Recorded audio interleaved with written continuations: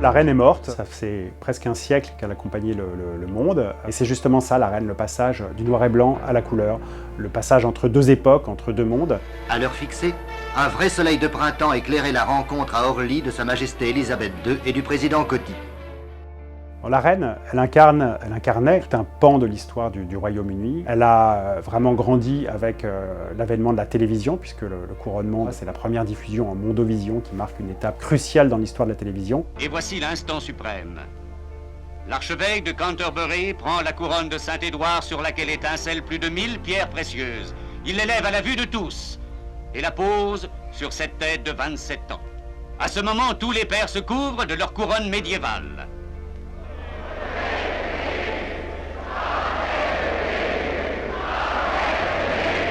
Puis enfin, elle a achevé sa vie avec le règne des réseaux sociaux et évidemment la série Netflix qui l'a fait rentrer dans tous les foyers. I am aware that I'm surrounded by people who feel that they could do the job better. Strong people with powerful characters. But for better or worse, the crown has landed on my head. C'est dire vraiment qu'elle appartient à la fois à l'histoire et que c'est ce morceau d'histoire finalement qui disparaît.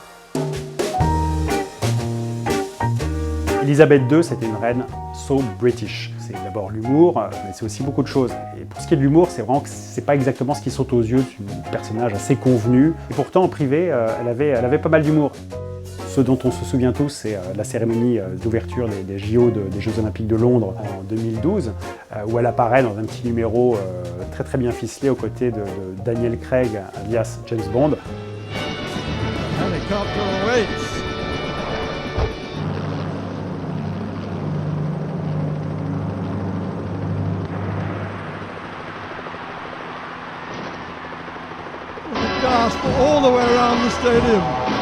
Bon, c'est surtout en privé quand même qu'elle fait preuve de son talent caché pour l'humour, notamment quand elle imitait Margaret Thatcher, paraît-il, à la perfection.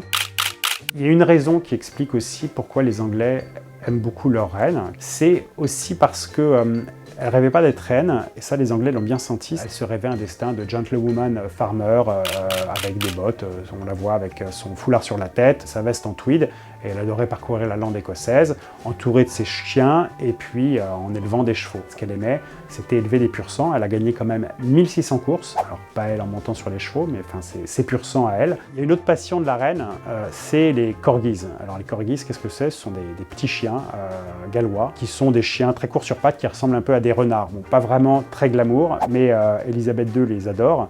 Et d'ailleurs, ils étaient toujours là, c'était les seuls témoins des entretiens qu'elle a eus tous les mardis rituellement avec tous les premiers ministres qui ont jalonné son règne. Les corgis, c'était ceux qui connaissaient tous les petits secrets d'État du royaume, personne d'autre.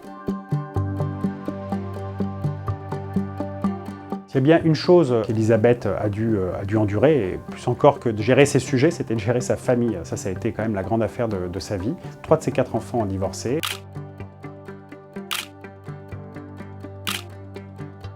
C'est quand même quelque chose d'impensable pour quelqu'un qui vient de son monde. Elle n'a jamais été mouillée dans aucun scandale. En revanche, les frasques de ses enfants, évidemment Charles et Diana, qui était un épisode à rebondissement absolument invraisemblable. Son fils Andrew qui avait divorcé, là aussi ça avait été retentissant, et puis qui s'est fait poisser ensuite dans une histoire de scandale sexuel qui n'est pas prêt de le laisser tranquille. Well, Prince Andrew. Prince Andrew needs to start by talking to the FBI. Et puis évidemment le Mexit, c'est-à-dire le départ de Harry et Meghan pour la Californie.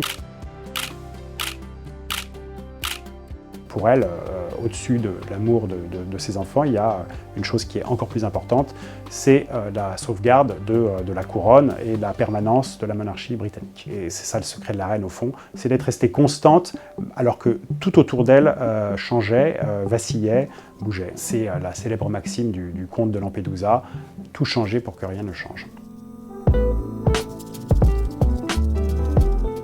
La reine, c'est l'icône mondiale, c'est la personne la plus photographiée du monde, la plus représentée, sous toutes ses formes. Ça va du très officiel billet de banque ou du timbre à la pochette des Sex Pistols en 1977, God Save the Queen.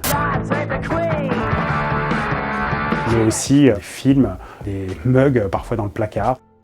C'est tous ces paradoxes, la reine. Alors, rien qu'à voir ses tenues, les chapeaux et les bibis excentriques, les sacs à main invariablement portés à son bras, et puis toutes ces tenues pastel, flashy, qui correspondaient d'ailleurs à une stratégie de communication politique. Le but, c'était d'être vu de loin. Personne ne songerait aujourd'hui à s'habiller comme elle. Et pourtant, en 2018, elle est invitée par la grande prêtresse de la mode, Anna Wintour, à la Fashion Week de Londres. Elle s'y rend avec grand plaisir. Il y a beaucoup de créateurs de chez Gucci ou ailleurs qui ont dit qu'elle était la personne la plus excentrique.